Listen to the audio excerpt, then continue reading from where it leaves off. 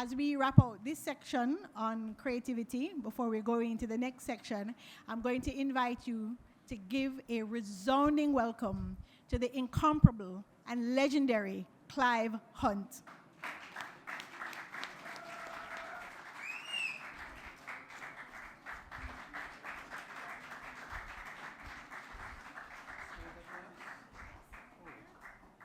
Oh, I'm right here. Hello. Thank you.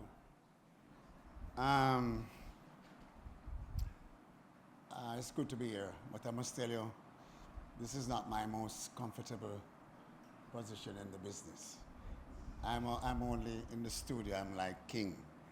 Out here, so no, it's a different thing.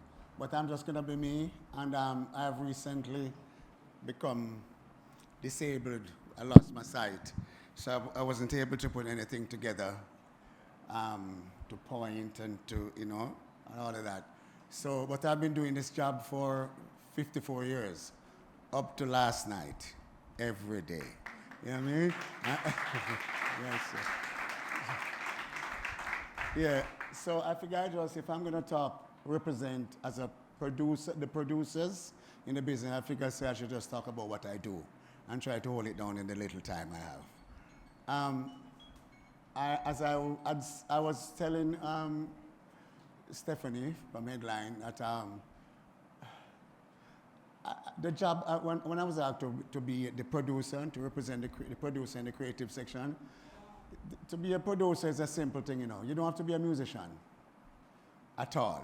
You just have to want to produce some music. And say like Lee Perry, he's not a producer. He wasn't a musician, Never was. I can name quite a few of the great ones, which I've met and worked with since I was a little boy until now. Okay? But I came mainly because I want to talk about producers just like in 2 lines. That's what I just said. Oops, sorry. That's what I just said. And until the function of a music producer. I don't deal with record producer.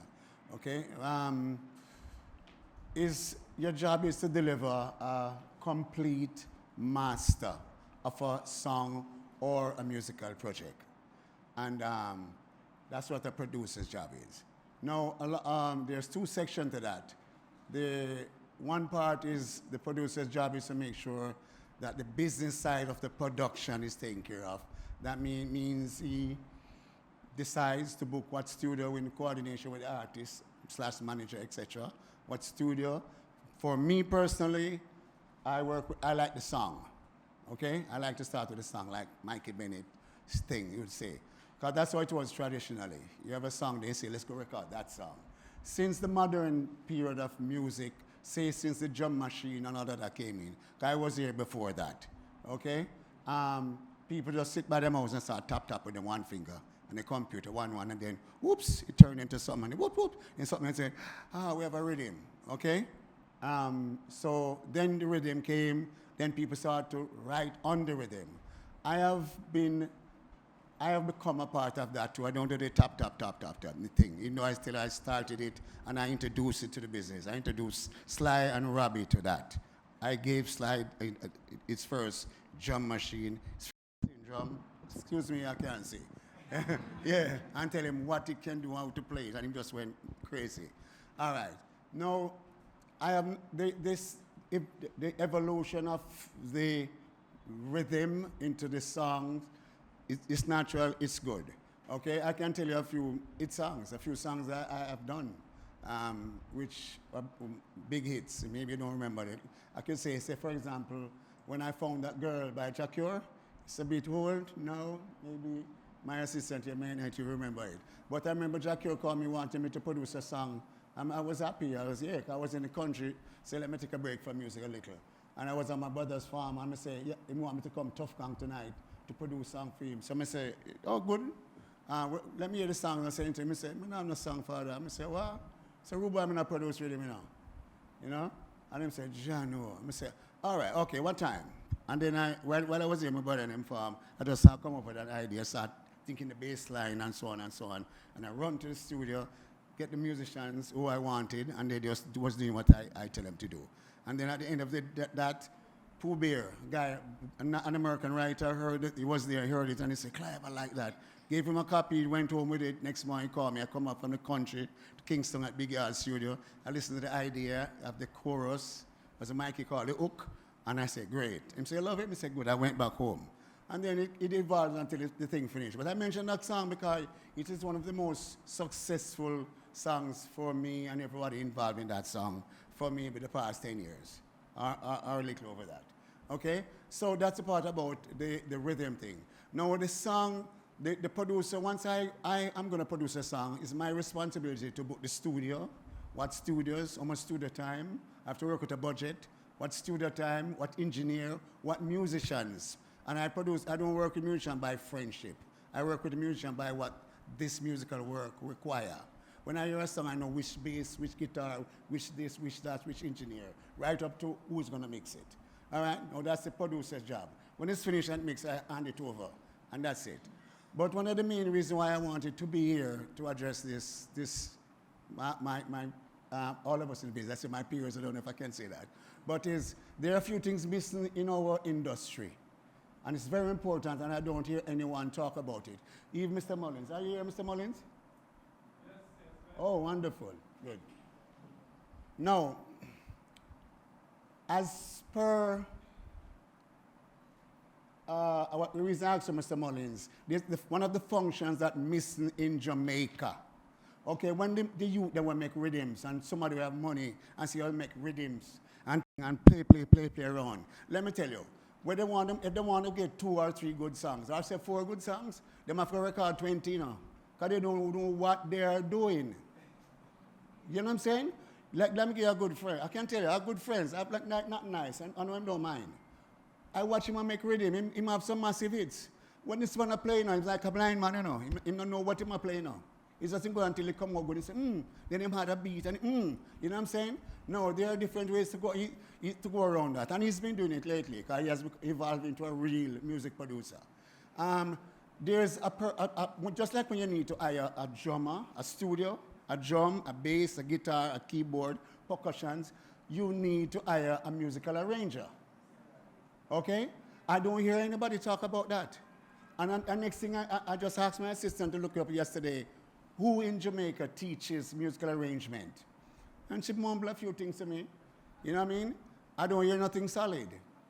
I'm saying, let me tell you, Quincy Jones, the famous Quincy Jones, from Frank Sinatra days to Michael Jackson, all of these people, Simple Red, you know, Lady in Red. His job was, his main function was an arranger, you know. Now, as I tell you, anybody can produce, but if you're a musician who's an arranger and you produce and combine all of that together, imagine what you can be. That's what I do to stay in the business so long, you know. So I keep telling all of my friends in here, and writers and managers and that, I can tell you something for sure, and this is not about me, but this is about me. I'm telling you that. If I go in the studio to do 10 songs, 8 of them are so damn good enough. For sure. You know what? Why? I input my arrangement skills, and I'm not a person, I'm me in the studio. All who works with me know. If I come in, normally I walk in with a song, the singer walks in, the engineer, everything set up. I normally turn up in a little while, outside doing some business, and I come in here, the musician, let me hear the song and start fool around. I don't tell them shut up, you know. I listen. Anything hold my attention, I say, I say, you just stop. Oh, you stop. Monty, I can hear that. You know what I'm saying? And I start working from there. But if no one comes up with an idea, I tell you, I guarantee you, I can get a good idea to get everybody started and excited about working it. And that's because of the skill I have as a musical arranger. Okay? And this is what is missing for a producer and productions. Now, I didn't just pick up the skill. I studied music. Yeah. I studied when the only tertiary institution I went to was the Royal Military School of Music in England.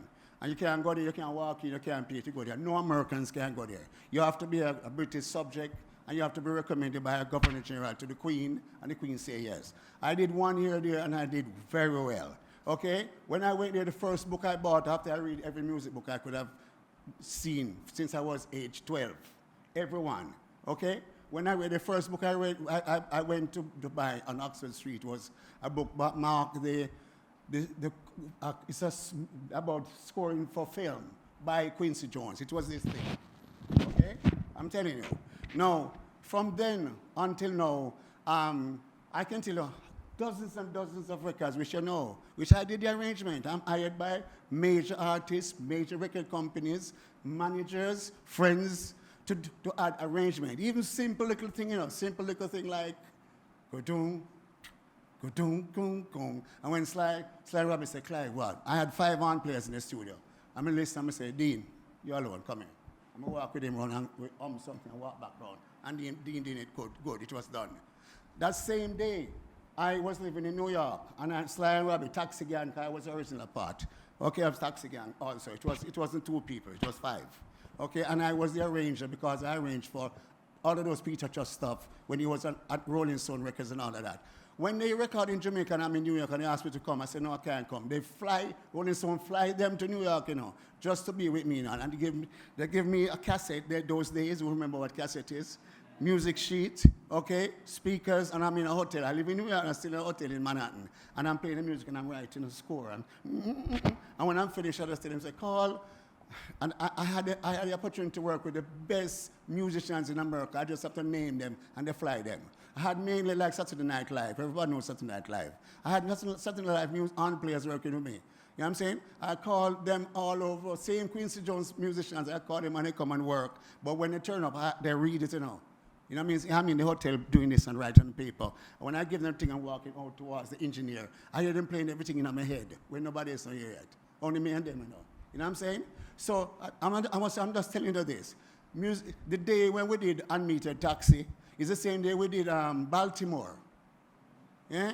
Let me tell you, Baltimore didn't have any horns. Everybody know the famous phrase. You know what I'm saying?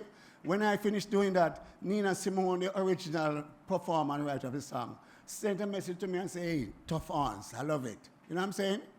So, please, I just want that, what's just one of the main thing I wanted to talk about.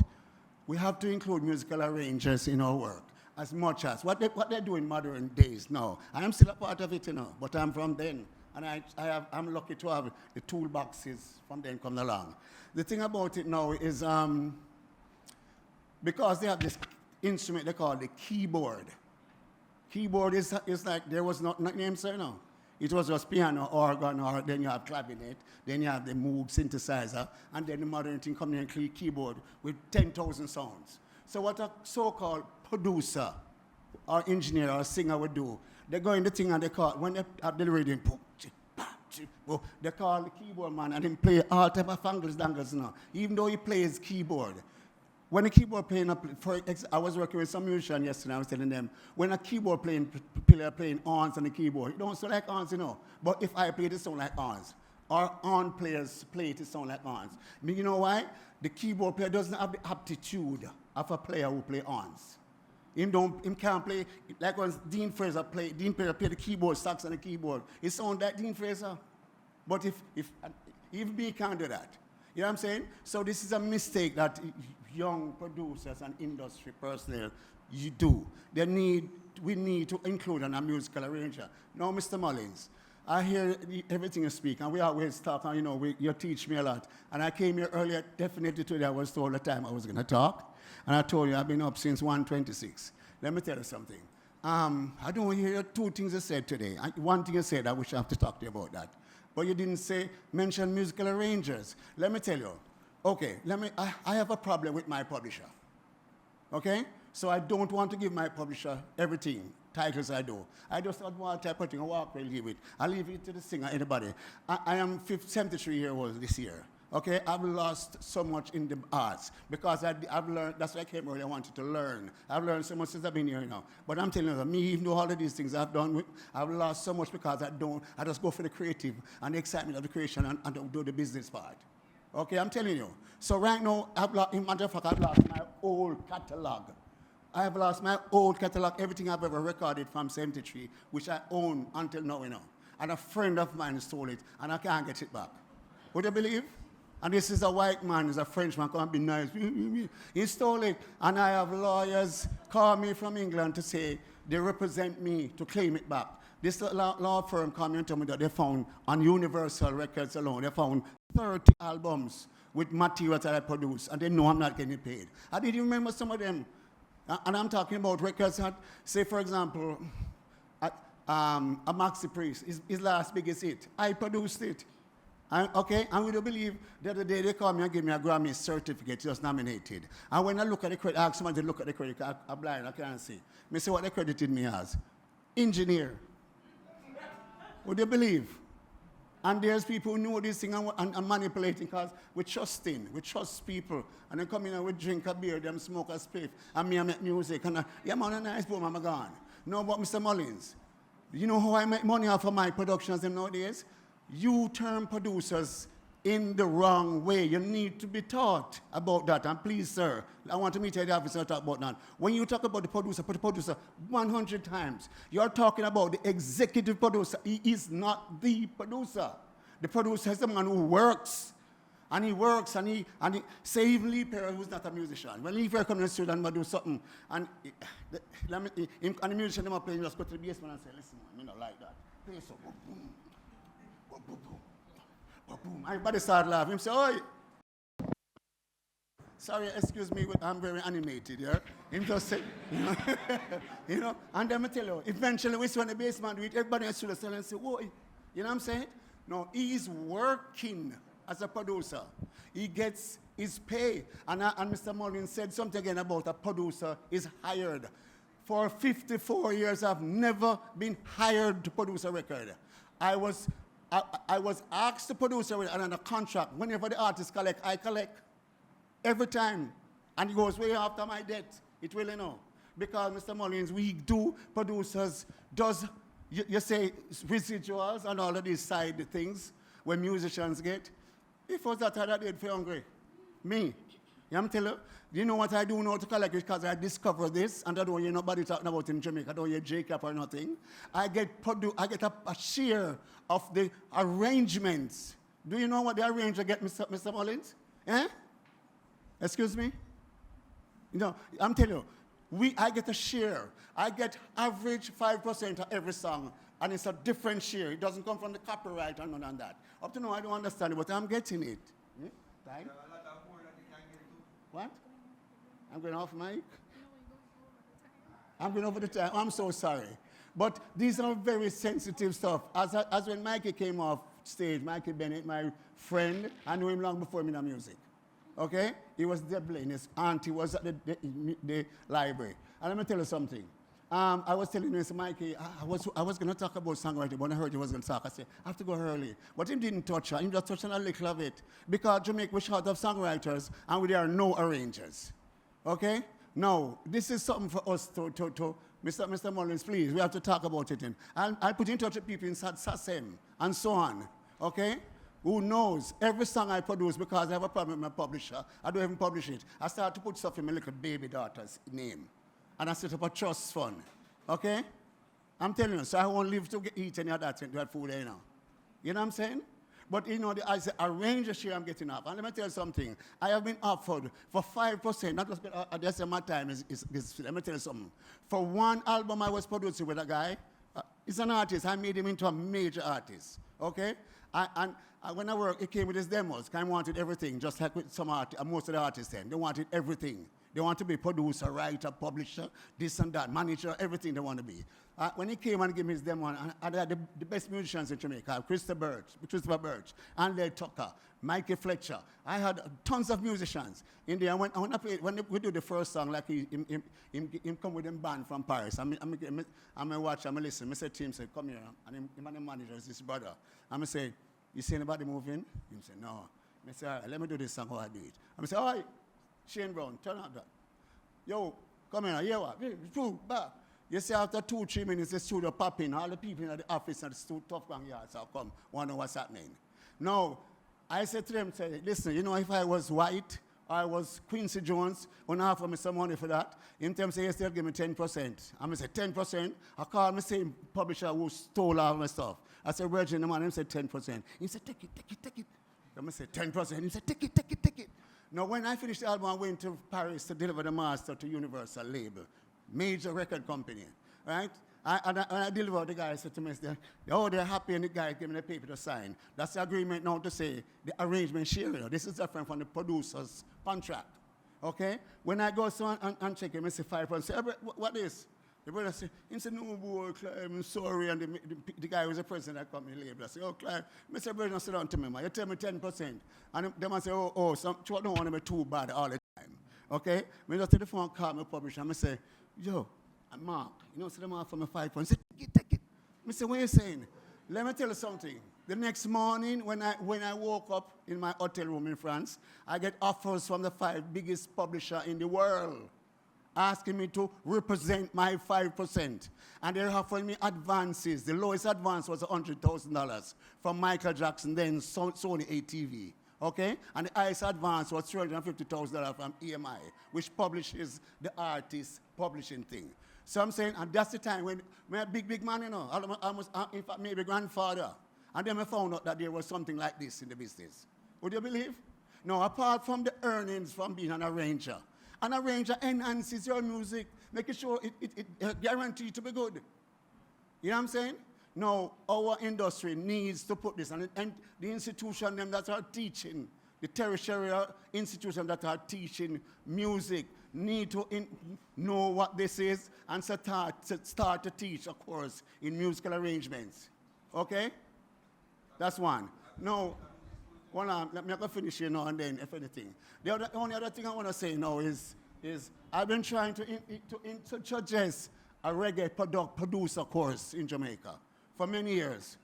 And, you know, I can't get nowhere. I want to get close with Edna through some friends of friends of friends. And then when we agree, and I start to write out to tell them what and from A to Z. I mean, and then they love it. And then someone say, okay, well, how we going to go? Then they tell me they want honey. I say, yeah, no honey, but what will I get? They say, get? And it's like the lady from Jaipur or something like that was saying they weren't willing to share nothing with me. So they just have it and it's theirs and it's done. So I didn't do it. I'm not a selfish man, but you know, but I'm telling you, it's a bloody shame. Yet still, you see the AI thing right now, the AI. If you go to AI and ask them to define a reggae producer, you know that they're almost totally right. Yeah? But it is not practical. It's theoretical. And here is so much, the AI is not even suggesting for people who wants to be a reggae producer to remember to use the Naya Bingi chums. You think that's what I tell you? Listen, I get emotional because he's one of the really creatives. Yeah? Anyway, these reasons were the reason why I wanted to be here today, okay? These reasons were the two main things I wanted to be here to present to everybody I know is interested in music at many levels. And I really appreciate his speaking. I only get 4 or 5 people at a time in the studio. You know. I'm rolling my mouth and I listen to them and so on. But please, we need to take our music further. We need to stop being run off a little penny them. And you know what I say? And broaden out our minds and getting, especially younger people, make them know what's going on and how they can earn more and more. Please. Okay, that is it for me now. All right? Thank you.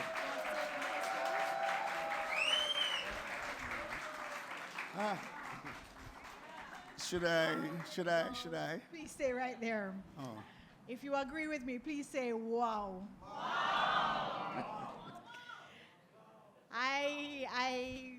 Mr. Hunt, don't know where to start, but we will start. Mr. Mullings, you put several questions to Mr. Mullings, so he's going to answer. And then again, we can only take 2 questions from the floor. So I know, right? I know that. Wow. Mr. Mullings, you said you wanted to respond very briefly. All right, so let's give another round of applause. Listen. Thank you. I have nothing but respect, ultimate respect for Clive Hunt. And he knows that, because we talk all the while. Right? So it's just love. Yeah. I think you might have missed it, though, because in part of my presentation, I did speak to an executive producer, separate and apart from a studio producer. So I made that distinction first. Now, hold on. When it comes down to the studio producer, that's where you've gone now in terms of now the studio producer also being eligible for points. And I totally agree with you. In our Jamaican context, the standard though would have been that the studio producer works for hire. Works for hire. No, wait. Never. Walk with me. Walk with me. Yeah. That's like a common practice. Common practice. Maybe now, though. Common practice. However, Yeah. you are perfectly right. You are right in the sense that the producer, the studio producer, being able to command or demand points or share of rights or royalties has a lot to do with your stature in the business. You can command that. You can demand that. So you're not going to work for hire or take some money because you're Clive Hunt. You've earned that. So you can now negotiate for a share of the rights or a share of the royalties. And that's what you were speaking to. And I'm going to concur 100%. But for me and many others, it has a lot to do with your stature. So if I'm just a producer, a studio producer coming into the business, I'm going to allow you to respond. Coming into the business, hold on. You're on the wrong track. We're on the same time. Yes. You hear about winter James? Yes, of course. Yes. I say, I see him say, uncle, yeah. But him been telling people, say, oh, them Monday, you know. Him first gig, him come from Montego Bay. They come here, went to a Spartan Head Club with somebody, a businessman who is a friend of the man who owns this club. This sports place, come and say, man, some youth from Montego Bay, list them. I'm waiting to listen. I say, whoa, them bad. Okay? And then I tell you something. Some say, listen, I have a gig for you. I hook them with the same French guy I tell you all about. Let me tell you, I did one album with the guy, because the guy have a bad attitude. And I tell him, tell you what, you have some good musician, work with him on the next album. They didn't know him, Universal didn't know him, you know what? They get points. Winter James, he'll tell you, he get points and he never stop. Let me tell you, I think you have it wrong, but we can talk about it. A producer is due. He's a creative person. He shapes the music, he's not a machine. The musical producer. Let me tell you something. From 1972, I put in my passport. I've been recording before that. From a little boy, you know, I put in my passport, music producer. Me not a record producer. Me a musician who, and let me tell you, I'm a well-qualified musician. Okay? And let me tell you, I just say music producer, and that's what I've done. And let me tell you something too, which people don't, oh, thank you. I was told that I'm the first Jamaican who ever get credited on a 45. 45, you know, arranged by Clive Hunt, produced by Jeffrey Chung, if people know those names. Okay? These are stalwarts. This is the man who they brought me on board. Okay? So I'm telling you, every producer, except for now, where record not selling. Okay? And it's streaming and this money so little. Every producer, standard from when I entered the business, when I was 21, you get a royalty and a share of the production for life of the recording. And in any planet it ever go to. It doesn't change. Mr. Maurice, I talk about this wrong. I know you did mention, but you say the producer 100 times like executive producer one time. Let me tell you something. The executive producer, you represent only the executive producer.